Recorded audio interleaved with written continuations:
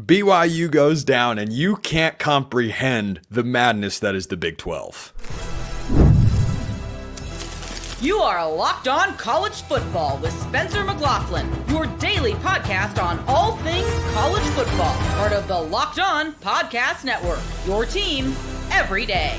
Yes, it is that time for a reaction episode of Locked On College Football. I'm your host, Spencer McLaughlin. Thank you so much for making this your first listen or your first view post crazy college football Saturday. Again, part of the Locked On Podcast Network, your team every day, and your daily source to stay up to date with the biggest stories in this, the absolute unquestioned greatest sport on planet Earth. This episode brought to you by our friends over at FanDuel. You can get a big return. New customers place a $5 bet. You'll get $150 in bonus bets. If you win your first $5 bet, visit FanDuel.com to get started. Colorado is so incredibly real. I am sorry to the Deion haters out there, but you're just wrong, and you're going to have to swallow this one and move on to whatever team you're going to dislike next. You know who else is real? Arizona State. Got to talk about them. Just so much madness in the Big 12. And Billy Napier. Oh boy.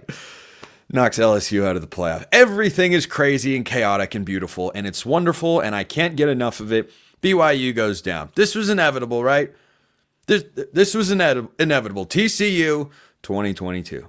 Miami this year. BYU this year. BYU was always going to lose a football game eventually. And Cougar fans, I have held up my end of the bargain diligently with the arrangement that we made many a weeks ago. Let me know if you think it should continue. But BYU runs out of magic. They had a chance, but they have a 5-yard penalty, and they come up a couple yards short there at the end of the game. How about the Kansas Jayhawks? Does Vegas know things or what? 3-6 Kansas, playing for nothing more than bowl eligibility and the right to beat a top 10 team on the road at night, Lavelle Edwards Stadium, and they go ahead and get it done. Yeah, huge win for Lance Leipold and company. There's no bigger winner, perhaps, in all of college football than Kansas, even though they can't play for a conference championship. They can't play for a national championship, but they can play to remind themselves that Lance Leipold is still a good coach and that they are going to be all right as a program after this season, and they still have a chance to make a bowl game for whatever that is worth. But BYU, this is not a disaster. This is not a disaster. This was just like Miami. I'm not shocked. I'm not shocked at all. If you've watched BYU play this year, they have won some wildly improbable games.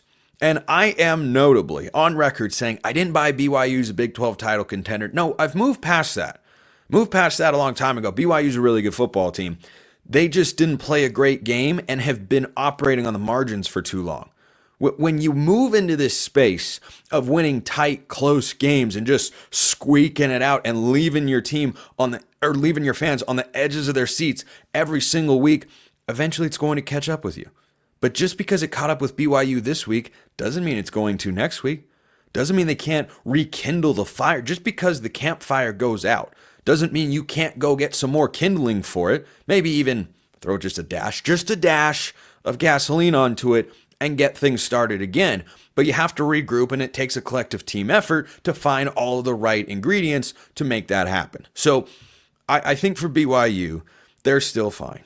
They're still absolutely fine. This is not exposing BYU. This is not them becoming something or showing a side of themselves that we haven't seen before. This was BYU going out and playing the same game they've been playing for the last few weeks, and this time it didn't go their way. It didn't go their way. I'm a diehard Seattle Mariners fan, and yes, it is painful. Thank you for asking. In 2018, Edwin Diaz had, I think, 51, 52 saves or so. The Mariners had, at one point, and I think at the end of the year even, a negative run differential. But they were in the playoff hunt. They didn't make it, of course, because they're the Mariners, and that's what they do, and they've only made it once in my conscious lifetime, but I won't talk about baseball. There's a college football pot. Eventually, as the Mariners kept playing these close games, they started losing some. They were winning them. They were the best one-run team in baseball. Anytime it was a close game, they were figuring out because they had Edwin Diaz there. But eventually, that stuff just catches up with you. So BYU has to go home, lick their wounds, regroup, and understand that next week they're playing an Arizona State team, I'm talking about them later, that is incredibly confident, that is just incredibly good. They're just incredibly good. And bringing this back to the Cougars for a moment, the game when I most notably, and perhaps foolishly, some would say in hindsight, I don't know if I would say that, but some of you might. The moment that is most notable for the BYU fans who have been with me for a while, hearing my takes on this particular journey for the Cougars, was after Kansas State, they won the game 38-9. I said, I don't buy BYU. I don't buy them as a big. This was a wild, crazy game. It was all about special teams and whatnot. Well, the special teams blunder went in the other direction, and that was the moment. Jalen Daniels with a pooch punt. BYU doesn't get out of the way. Fumble it. Kansas recovers. There's your ball game. Jake Retzloff, end of the first half, interception in the end zone. There's your ball game. You can look at a number of decisions in this game. You could look at a number of moments, a number of plays, sequences, or what have you.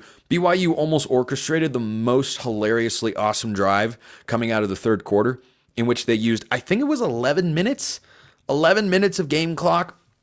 It was something absolutely crazy.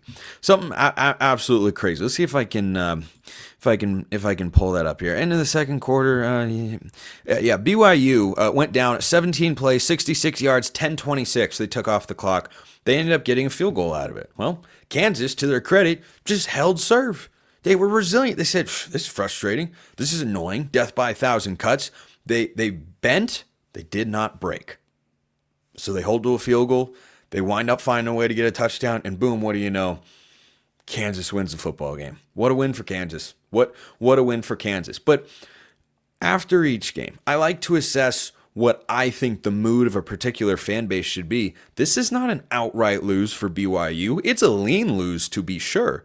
But this is not the bottom of the barrel feeling on my 5-point scale, because BYU still controls their own destiny to make the Big 12 championship game, and therefore make the college football playoff. Now, you have certainly moved into the category of, if you don't win the Big 12, this college football playoff thing is probably not happening. Would an 11-2 BYU team get in? I don't know.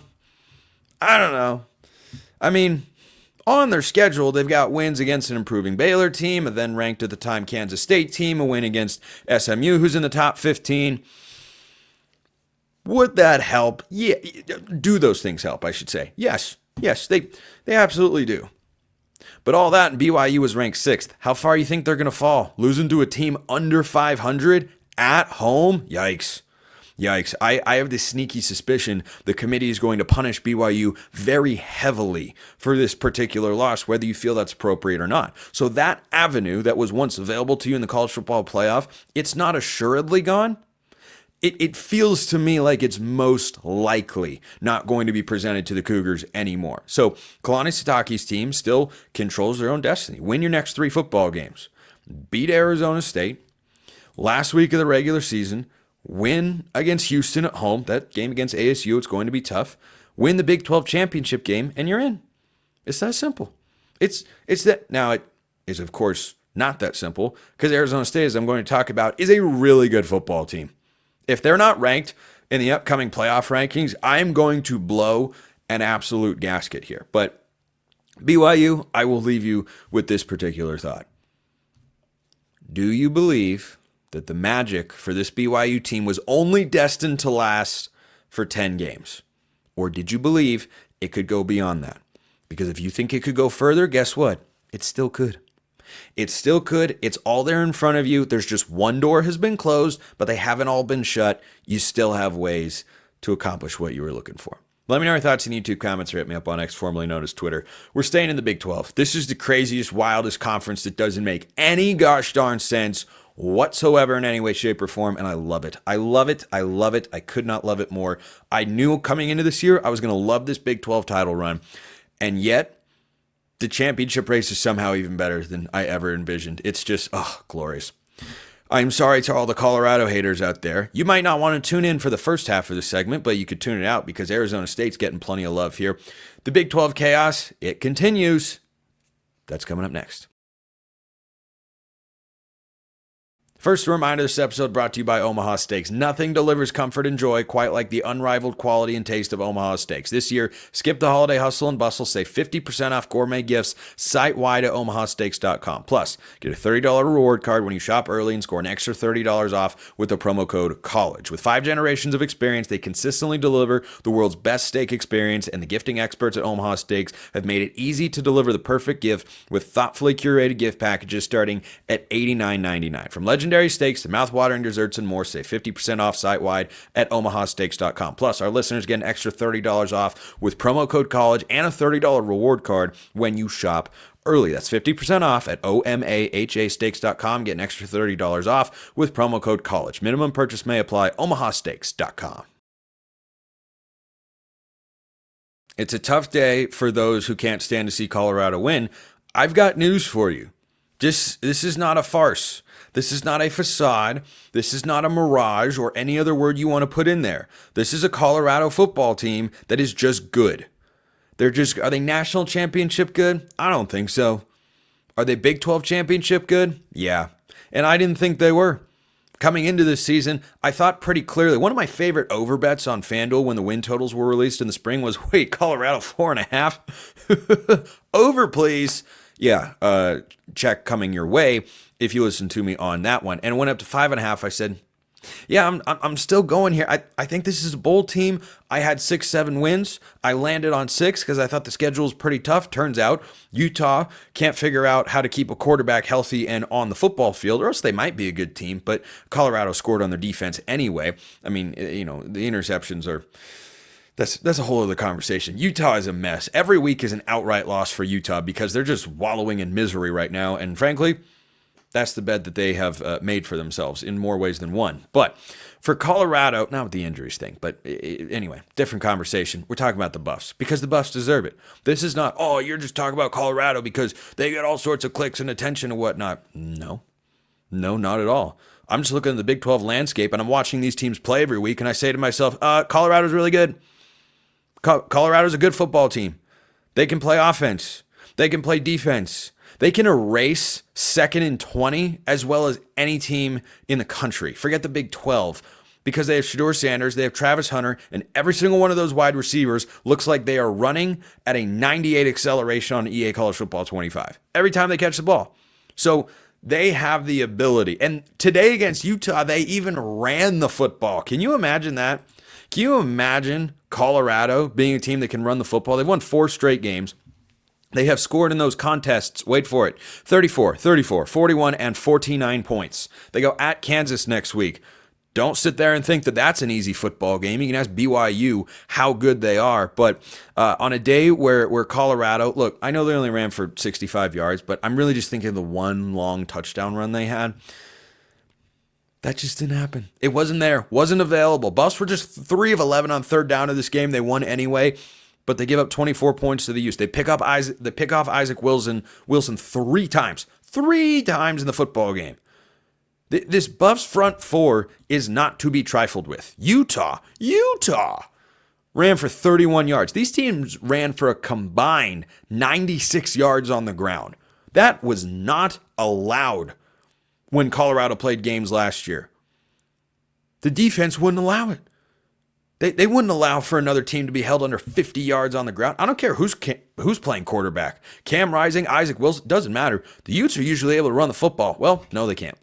They can't do it. This is just a good Colorado team. Not saying their defense is great.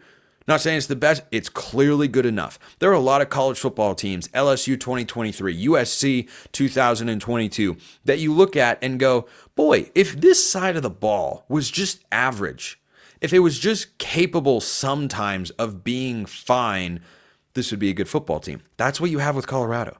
The offense is largely the same as a year ago. Yeah, they have a new offensive coordinator in there, but guess what? 2's going to throw to 12 in a big moment. Whoa! Expansive playbook. I know it's more complicated than that, but you get the point I'm making here. Colorado is a team that has always been able to score, but you're like, well, they can't stop anybody. Well, now they can stop somebody. Points allowed in the last several games for the Buffs. It goes like this. 24, 27, 23, 7. By the way, they could have beaten Kansas State. You remember that? Remember? And that defense wasn't able to get a stop there. Wasn't able to. Well, no one's perfect. And since then, Colorado's rattled off 4 straight wins. Kansas is going to be a tough game. Kansas is going to be a tough game. You're going to go to the middle of the country. You're going to play in a stadium that you are completely unfamiliar with, that frankly Kansas is barely familiar with since they're not playing home games this year. They're playing at Arrowhead Stadium, and Colorado's got to win that game. But if they do, Colorado controls their own destiny to go to the playoff. to make the Big 12 championship game. Maybe not in that order. Maybe flip that around, because I remain adamant that 10-2 Colorado that isn't a Big 12 champion. I mean, at this point, if they were to go 10-2, they would make the Big 12 championship game. So let's say they do that and they lose the Big 12 championship game, 10-3. Sorry, you're not getting in.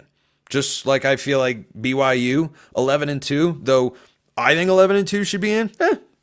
I don't know if the committee's going to do that. They certainly won't do it for a 3-loss Big 12 team. But Colorado controls their own fate. And you know who else does? Arizona State. I don't know what to do with the Coach of the Year award. I don't have a vote in the Big 12, but if I did, I don't know what to do. Kalani Sitake and Kenny Dillingham are wildly exceeding expectations.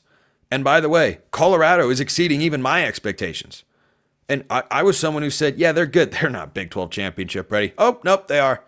There they are. They're just a good football team.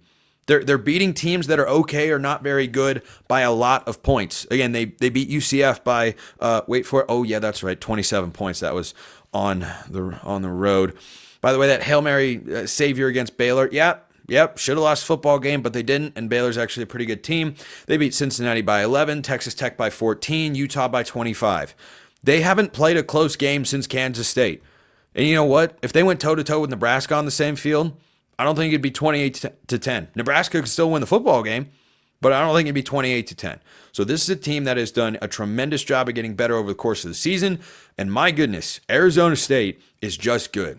This result really surprised me, because I've liked Kansas State all year, but they couldn't move the ball. Brian Ward and that defensive unit for the Sun Devils stepped up in a big way. And the Arizona State Sun Devils, who the Big 12 media, not me here on this show, the Big 12 media as a whole picked Arizona State dead last. And this is why college football is beautiful. Think Neil Brown last year, picked last, wins 9 games. Kenny Dillingham feels like he's doing that. So if you have a Coach of the Year vote, who are you going to? Can those 3 guys share the award? They've done co-coaches of the year before. That's the thing in conferences, but who are you leaving off? I had higher aspirations and hopes for Colorado than I did Arizona State and BYU. I didn't think ASU and BYU were bowl teams before this year. I was very wrong. And on Colorado, I was wrong, but not as wrong as on the other 2. So, because I had like a little bit of rightness sprinkled in there with the Buffs, I had a little bit of rightness sprinkled in there with the Sun Devils and the Cougars like everybody else. I just kind of whiffed for the most part, except for maybe people in Provo. I doubt they thought the same way that I did. But I don't know. I don't know what you do with that, because Kenny Dillingham doesn't just have a team that's a fun story. They're a good football team. They went on the road. They won by 10. They led 21-0. Do you realize that? Arizona State went into the Little Apple and said, wow, that's cute that you have this name here and all. We don't care. 21-0 at the half.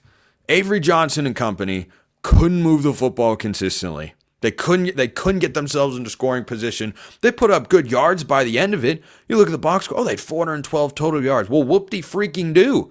The object isn't to score yards, it's to score points. And Arizona State scored 10 more. They're 8-2. They are 8-2. The Sun Devils are 5-2 in conference play. And yes, they control their own destiny to make the Big 12 championship game and therefore make the college football playoff. Isn't that wild? Remember, Kansas State was ranked 16th in this spot. If they had won and improved to 8-2 and 5-2 in conference play, which is Arizona State's record, where would they be?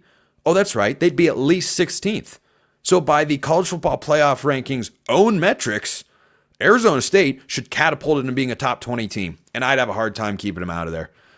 Like top 25 bare minimum, but boy, they're playing like a top 20 team. They got it done against UCF at home last week. They smoked Oklahoma State. Yeah, they lost at Cincinnati. Yeah, they lost at Texas Tech. That's why I wouldn't put them in the top 10, not why I'd keep them out of the top 20. You can't beat a top 20 team on the road like that, and then you're going to play a top 15 team at home. That's the biggest game that Tempe has seen in a long time.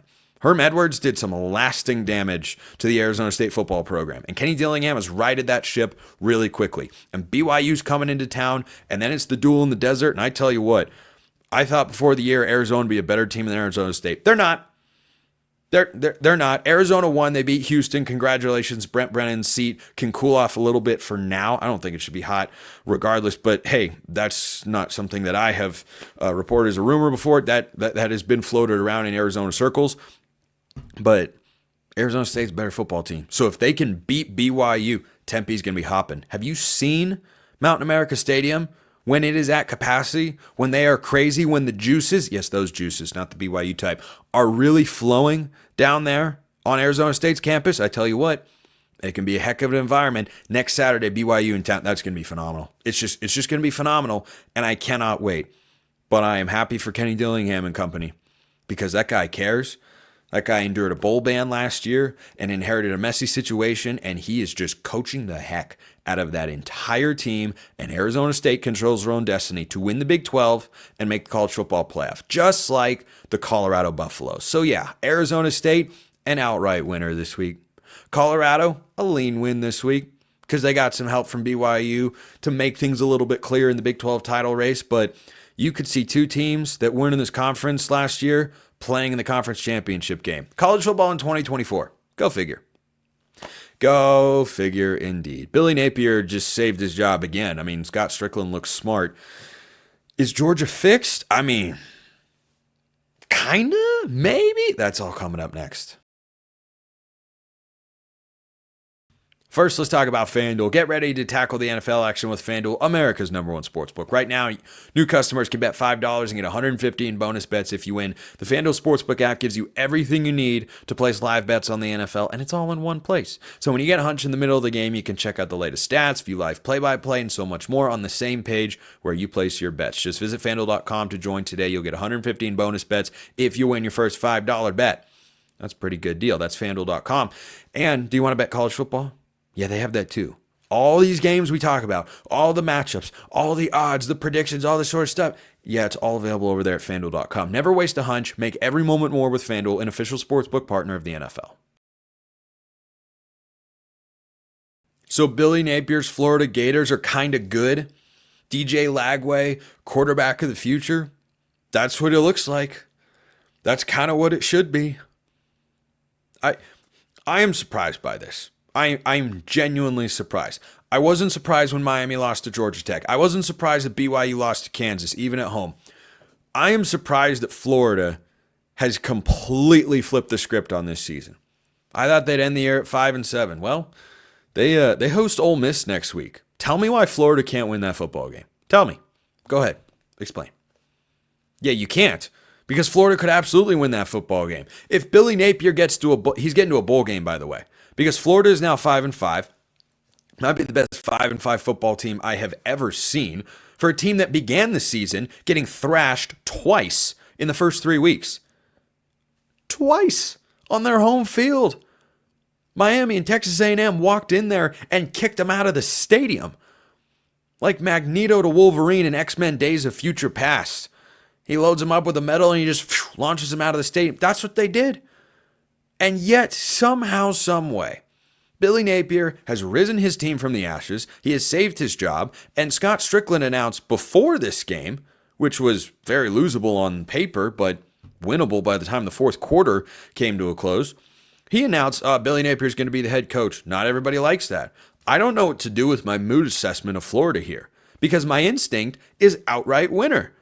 Peak of the sport. This is as good as it feels. You beat a ranked team and you proved, hey, we can play with the good teams in this conference. And LSU, they might just be an okay team. I mean, they lost to USC after all, who finally won a close football game. There was a pass interference in the end zone, but you know what? Officials aren't good. I'm not surprised by it. That's the way the cookie crumbles. Nebraska loses a one-possession game. Talk about something having to give. USC, Nebraska, you lose. Anyway, so I digress. Florida gets on track here. And LSU, who lost to USC earlier this year, their slim playoff hopes are now done. So we can write them off because they shouldn't even be ranked, nor should Missouri, even though they lost close to South Carolina. That was a thrilling football game. But Florida just looks like a good football team. That's all there is to it. And earlier this year, I said, yeah, Billy Napier, time to go, man. You can't get embarrassed like this twice in the first 3 weeks of this season. Maybe he'll do it again next year. But that's a distant memory now because they keep playing good games. Even in their losses, they are looking good. That's a very impressive turnaround. I am legitimately surprised that Florida has been able to pull this off because since they lost, would the committee rank a 5-loss Florida team? Gosh, I hope not. But I mean, they lost to Tennessee by 6. They were competitive with Georgia, lost by 14. Yeah, Texas blew them out. Okay, DJ Lagway didn't play in that game. And by the way, what happens if the Gators don't suffer quarterback injuries against Tennessee? Do they win that football game? You tell me. It certainly seems entirely possible. And they beat LSU 27-16. This wasn't even a one-possession game where they got some fluky sequence or a call from an official. No, they were just better. They were just a better football team. So they host Ole Miss, and they have a chance for a second straight week to play spoiler in another SEC team's playoff bid. Because, what do you know? LSU, playoff, done. Ole Miss, they're hanging by a thread. They're sitting there with 2 losses, 9-3 SEC. I don't think so. Then they go at Florida State. That's maybe the worst team in all of Power 4. So, yeah, good day for Billy Napier. Good day for the Florida Gators. And a really good day for the Georgia Bulldogs. Yeah, outright winner here for Georgia. Even though I expected them to win, did not expect them to cover. Did not expect their offense to suddenly get right. I mean, who could have seen this coming? I don't ask that rhetorically because I didn't see it coming. I thought Georgia would win the football game whether Nico played or not. But 31-17? Why were there so many points in this game? I don't know the answer to that question either. Georgia has got UMass and Georgia Tech, and they shouldn't want to play in the SEC championship game. They should say, you know what? We just picked up a top 10 win, did it by 2 touchdowns, looked like ourselves again. We'll get our SEC cupcake next week, and then Georgia Tech, and as long as we win that football game, we'll just go to the playoff at 10-2 and call it good. Carson Beck looks like Carson Beck again. And going into this game, I said on this very show, in front of this very mic, to this very camera, I can't see the Georgia offense suddenly getting right against Tennessee. And after one quarter, I thought, well, yeah, there it is. And then it wasn't. I mean, Carson Beck, 25 of 40, 347 yards, 2 touchdowns. Georgia puts up 31 points. No one had scored 20 on Tennessee all season long. Alabama didn't do that. Tennessee this year allowed point totals in the following order: 3, 10, 0, 15, 14, 17, 17, 18, 14, and then 31 to a Georgia offense that had just been sputtering time and again. They still can't run the football, but I don't expect you to do that against Tennessee. I expect you to have a quarterback that can lead you to 8 of 14 on third down. I expect you to have a quarterback that doesn't turn the football over. Like this was the Carson Beck who some people said, ooh, Heisman before the year. And I would have said, I don't think that's a terrible idea. I don't know that's my top option. My preseason Heisman pick was Jalen Milroe. I don't think that's going to work out either because Travis Hunter's probably just going to win the award. If not, it'll be Ashton Genty. But Carson Beck looked like the old Carson Beck. Are they back to it? I need to wait and see.